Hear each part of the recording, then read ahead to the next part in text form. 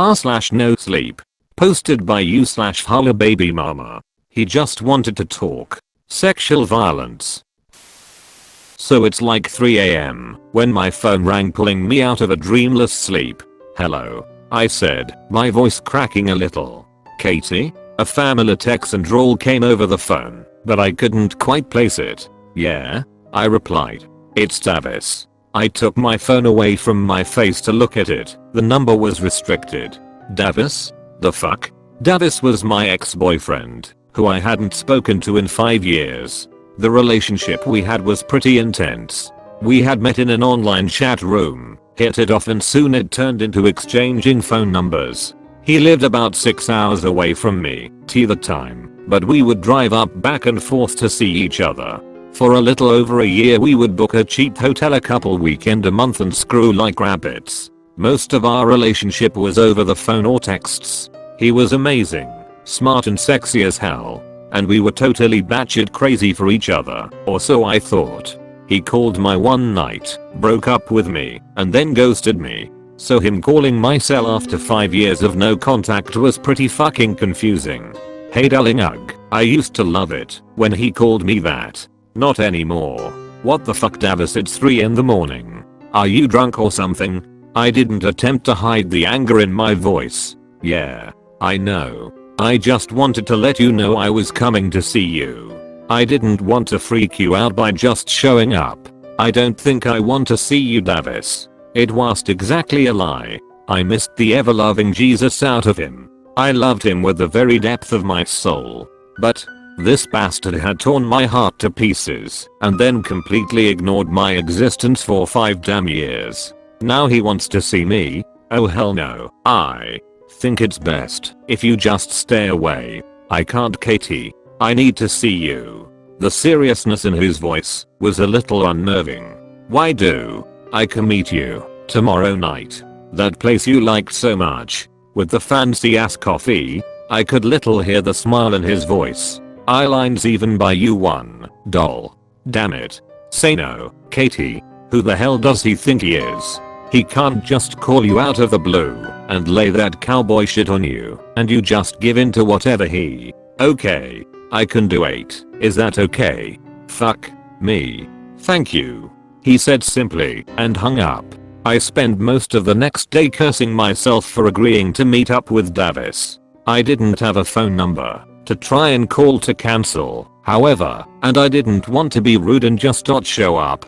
Even though he basically did the same thing to you. I have to admit, I was more than a little curious about what he had to say after all this time. I got to the coffee shop 10 minutes early. I needed a green tea latte to calm my nerves. I sat facing the door, and when Davis walked in my heart nearly exploded.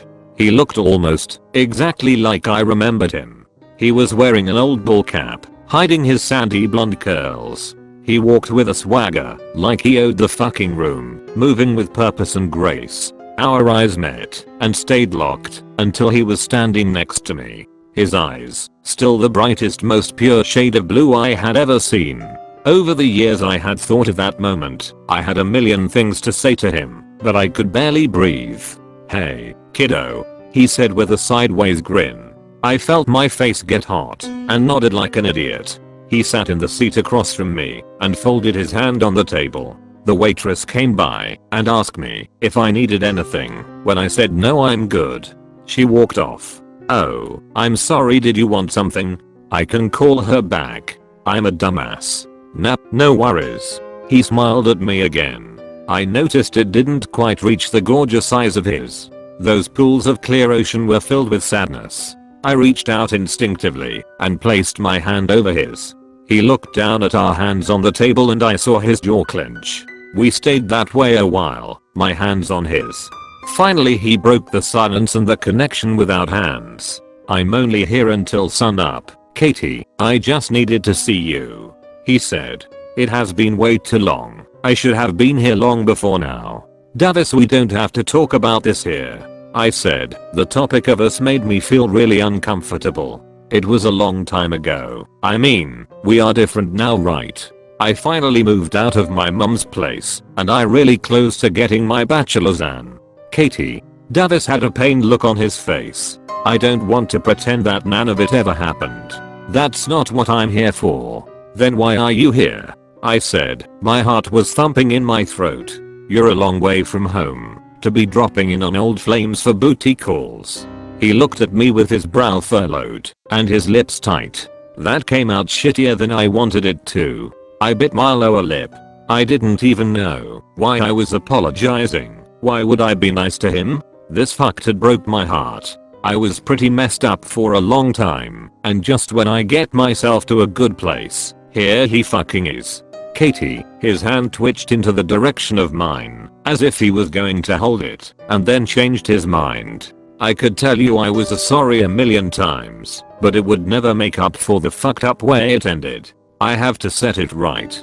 Set it right. Totally confused now. What do you mean make it right? Suddenly I went from lovesick fangirl to pissed off. You're right, you can tell me you're sorry all you want, but it wouldn't make up for anything, and I seriously doubt after 5 fucking years you could just make it right. I had apparently gotten loud and had stood up. There were people all around me, staring at me like I was a lunatic. My face grew hot again, and I looked back down at Davis. He was looking at me, his goddamn blue eyes reflecting the pain I felt in my own stupid heart. I couldn't take it anymore and just walked out of the shop.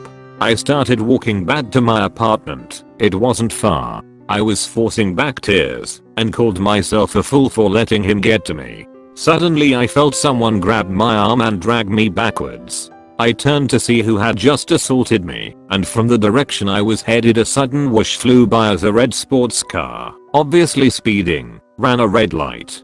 Are you alright?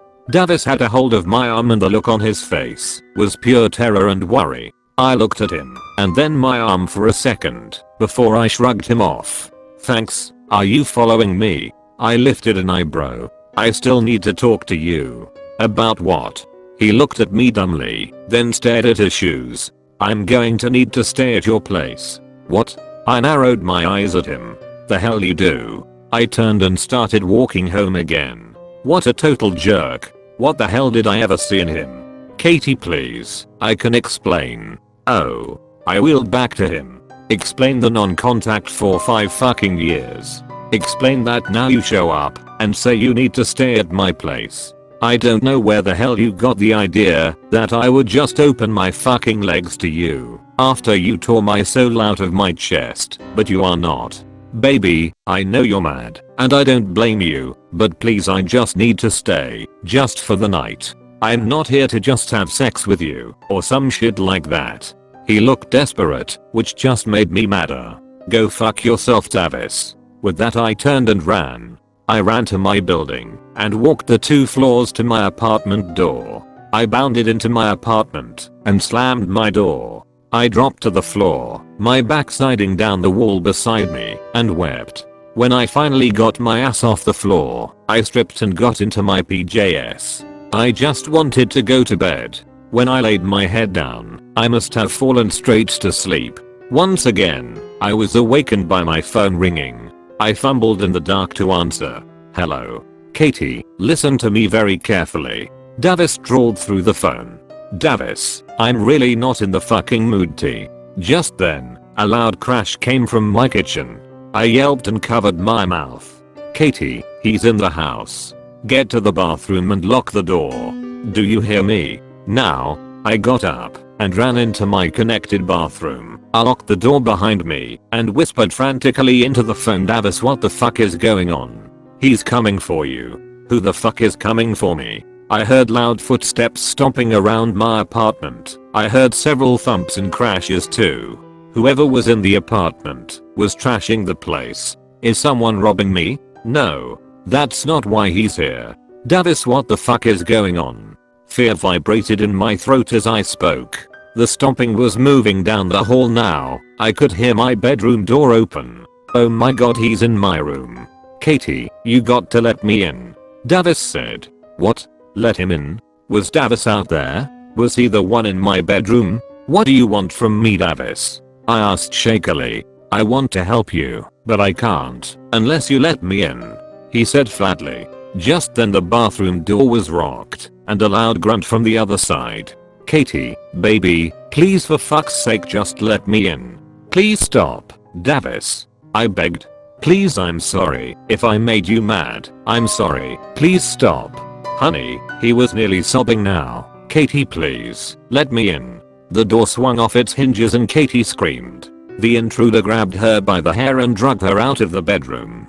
Stop that shit. The intruder growled back and backhanded me in the cheekbone, throwing my head hard to the side. The point of impact pulsed painfully. Say anything fucking word and I will slit your fucking throat. The man hissed. He pushed me on the floor onto my back. I didn't scream, but I kicked and swung my fist, but the bastard was just too fucking big and he caught my hands and then punched me in the face. Something warm came pouring out of my nose and dripped down my throat and I began to choke. I kept struggling as my attacker one-handedly tried to tear the clothes off my body. He punched me again on my side and I heaved. Get the fuck off of me. I spat at him. He responded with a slap to my face. He grabbed my chin and forced me to look at him. If you're a good girl, the stranger said, his brown eyes peering into my own. I might let you live a while. He then produced a knife and held it close to my face. He then began to undo his belt. Katie. Davis' voice came from somewhere. I looked at the wretched thing on top of me. He wasn't Davis. I didn't know who he was. Katie. I heard Davis say again. Davis, I wept. Oh God help me. The man on top of me grinned, showing me his yellow rotted teeth. God isn't here. Or, let me in. I don't understand. Let me in. Katie. I don't know what to do. Please, baby, I just need you to let me in. I felt my shorts being ripped from my body and I turned my head as the disgusting man on top of me breathed hot sticky air on my head. His hand was gesturing wildly between his legs and he made grunting noises. Davis, I whispered. Please come. I hear another set of footsteps running down the hand and suddenly my assailant was thrown violently off of me and against the wall. I scrambled to a sitting position and slid myself to the corner of the room. I stared wide-eyed as Davis threw blow after blow at the intruder. He then grabbed the man's hair and pounded his head against the wall, which made a sickly thump each moment of impact. Katie. Davis yelled. Go get your phone and call 911. I gathered what strength I had left and waddled past Davis and my attacker. I called the police and remained on the line as instructed. I was in the floor of the bathroom when Davis came into view in the doorway. He was covered in sweat and his fists were blistered and bloody. There was even blood on his clothes. Oh sweetie, he looked down at me, concern washed all over his face. He then checked the back of the bathroom door and pulled down one of my bathrobes. He got down on the floor with me and draped the robe over me, covering my now exposed and blue-eyed body. I leaned into his shoulder and cried for I don't know how long before I passed out from exhaustion. I woke a little while later in a hospital bed. Davis was sitting next to the bed. He looked like he had cleaned up, the blisters on his hands already starting to heal. He smiled at me. Morning, sunshine. I weakly smiled back. Hi. What time is it? The sun is getting ready to come up. Davis looked out the window and sighed. I'm glad you woke up, so I can say goodbye. Where are you going? Home? I asked with a frown. He looked at me then, with a soft smile just not reaching his sad beautiful eyes. Something like that. He took my hand in his. The biggest mistake of my life was letting you go. I wasn't going to lose you again. Tears starting running slowly down his cheeks.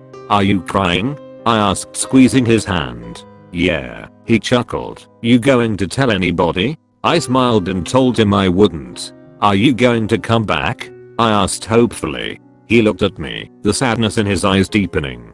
I don't know if I can, he said in almost a whisper. He stood then, leaned over the bed, and placed a soft kiss on my lips. He rested his forehead on mine, and softly and full of emotion, I never stopped loving you, darling. I never will. I felt myself start to drift off again. When I next woke up, the sun was shining, and Davis was gone. Later I found out that the man in my apartment that night was a possible suspect in a string of escalating attacks on young women living alone in the city. He became more violent with each victim and the police said I was probably lucky to be alive. Davis had beat him so badly that he broke the bastard's back. He will be spending the rest of his life in a wheelchair and in prison.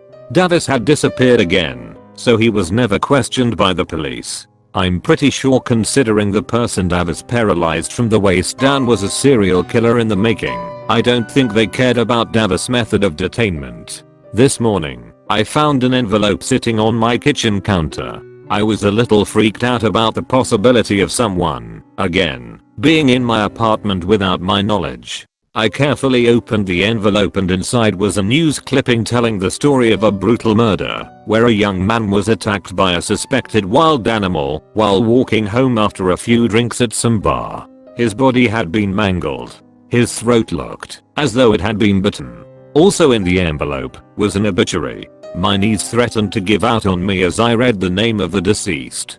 Davis? I checked the date he died. It was the day he called me for the first time in 5 years. I scanned the news clipping again to see if there is a time of death.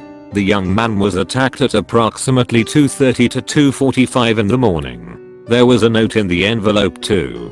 I keep reading the words over and over again. It says, Katie, I will spend 1,000 lifetimes loving you. I'm sorry I will never be the man you need me to be. I want you to be happy, safe, and I know that you wouldn't be able to have that with me. I just need to ask you one thing.